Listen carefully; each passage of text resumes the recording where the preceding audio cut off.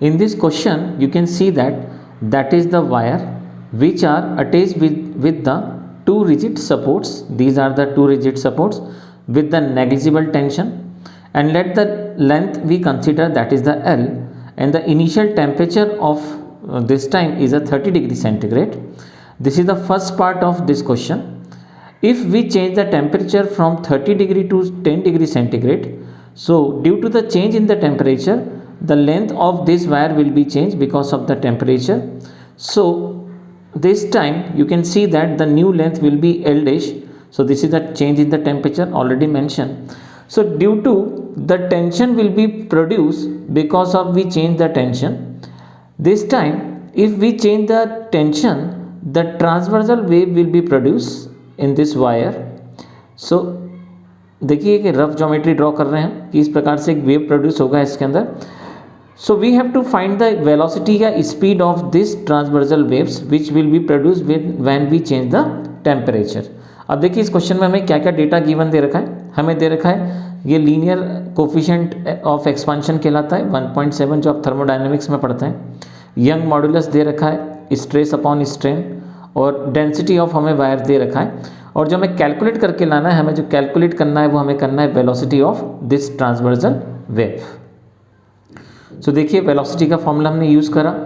यहाँ पे ये टेंशन है और ये है mass per unit length, and this is the formula of velocity. अब देखिए हमको यहाँ से इस फॉर्मूले से ये सब वैल्यू का यूज़ करके यहाँ पे हमें वैल्यू सब्स्टिट्यूट करना है और हमें ट्रांसवर्सल वेव्स की वेलोसिटी फाइंड करना है. तो देखिए हम यहाँ से इस टी में कैसे हम यह वैल्यू को सब्स्टिट्यूट करते हैं और मास से हम कैसे यहाँ पे इन डेटा का यूज़ करते हैं. Now you can see that stress force upon area and strain change in length with respect to original length.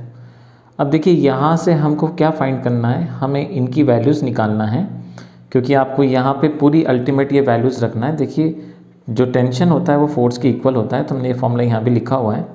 और फोर्स जो होता है वो स्ट्रेस इनटू एरिया, ये आप थर्मोडायनेमिक्स में पढ़ चुके हैं. तो चलिए हम यहाँ से ये लीनियर कोफिशिएंट का फॉर्मूला होता है थर्मल एक्सपांशन का, यहाँ पे हमने ये फॉर्मूला यूज़ करा है. ये चेंज इन टेम्परेचर को रिप्रेजेंट करता है और आप देखिए सेम फॉर्मूला यहाँ रिप्रेजेंट किया है और ये एल को हम डिवाइड में ले गए हैं. लीनियर कोफिशिएंट की वैल्यू देखिए ऑलरेडी हमें गिवन दे रखी है. टेम्परेचर में चेंज 30 और 10 के बीच का डिफरेंस 20 आएगा. तो आप देखेंगे यहाँ से हमने जो ये चेंज फाइंड करा है ये 20 डिग्री हो जाएगा.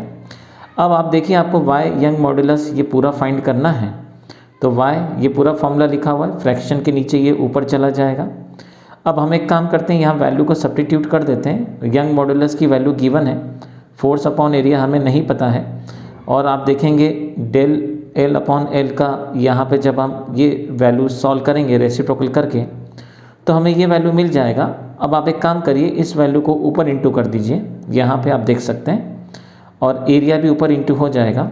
तो पूरा कैलकुलेट करने पे देखिए आपको जो फोर्स निकल के आया वो इतना आया और इंटू में एरिया भी है. इसका मतलब आप यहाँ पे इस फॉर्मूले में टी के प्लेस पर या एफ के प्लेस पर ये वैल्यू सब्स्टिट्यूट कर सकते हैं.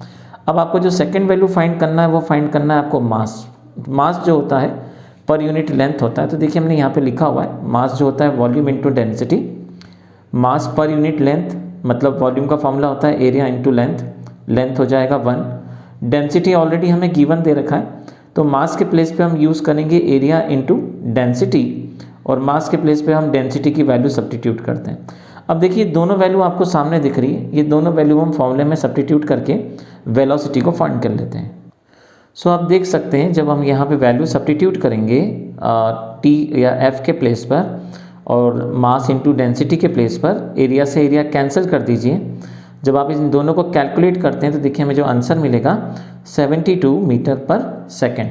सो जो टेंशन यहाँ पे टेम्परेचर के कारण इंक्रीज़ हुआ था या चेंज आया था टेम्परेचर लेंथ में, उस कारण से जो वेव प्रोड्यूस होगा उसका जो वेलोसिटी निकल के आएगा 72 मीटर पर सेकेंड इसका वेलोसिटी होगा.